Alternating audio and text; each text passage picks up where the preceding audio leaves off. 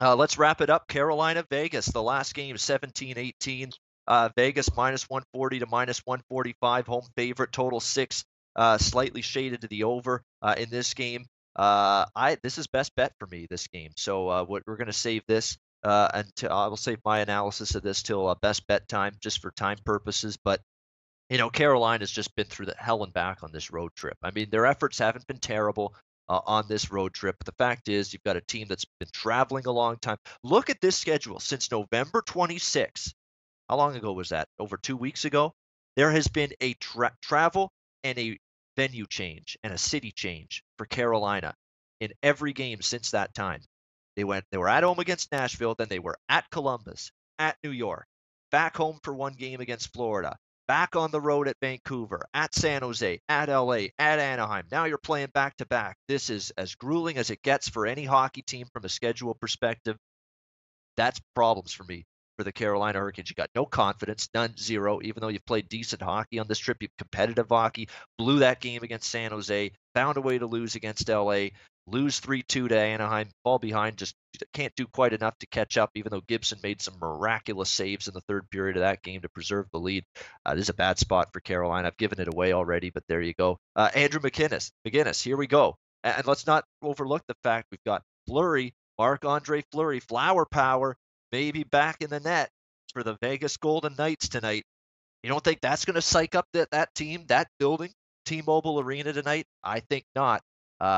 Could be big news for the Vegas Golden Knights if they have the flower back in net tonight. Andrew McGinnis wants to talk Carolina Vegas. What are you looking at here tonight in Sin City?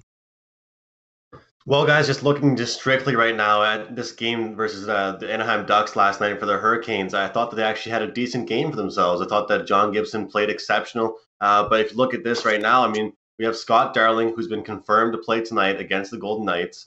And you can't really blame the coaching staff for putting him back in there. I mean, the Ducks had 4 shots in the first period, 8 shots in the second period, 11 shots in the third period. The only difference is those were all quality shots. But other than that, they were struggling to even get shots on target. They had possession, but they weren't really able to get shots on target. So Scott Darling did have to get tested in the third period, but it took a while for him to actually break a sweat, it seemed, and to actually have to get really tested. So coming into this game, I think that Scott Darling, it's still a back-to-back for him against this exciting Vegas Golden Knights team who is 11-2 at home. We have Carolina coming into this one 7-5-4. 5-7 away as their record. So for me, it's the icing on the cake. First of all, that Vegas is at home.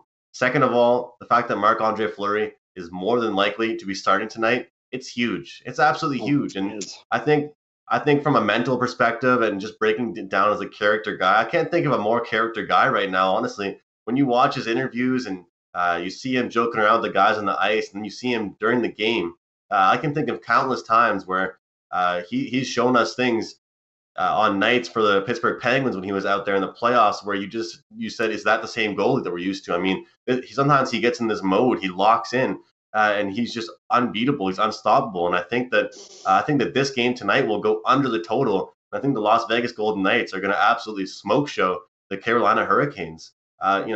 There's numerous reasons why I like this team. And, I would probably like this game even if Fleury wasn't starting tonight, guys. With Carolina on that back-to-back spot, Vegas at home. The way Vegas has been looking to me in their last couple of games, look like they're playing with a mission right now. They look like they're playing with purpose. All 4 lines are kind of gelling right now. But look, as far as any type of character guy goes, I'll say it again. Marc-Andre Fleury coming back, it brings some assurance to this team. I've been saying this for a while. When you have an injury, same thing with Carey Price being back for the Habs.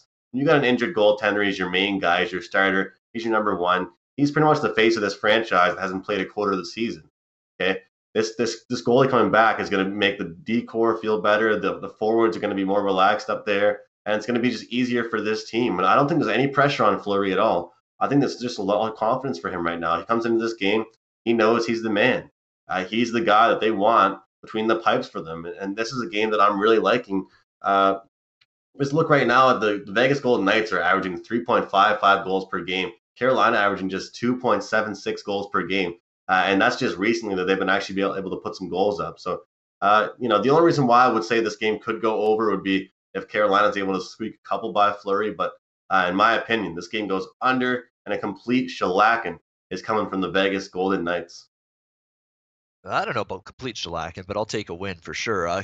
Vegas here in this game, they've been phenomenal at home. What can you say? I mean, and even on the road, they're getting their act together. Does it get much more impressive in terms of back-to-back road wins than what Vegas had? Dallas and Nashville over the weekend, very impressive. They start to figure it out on the road consistently. Vegas, look out!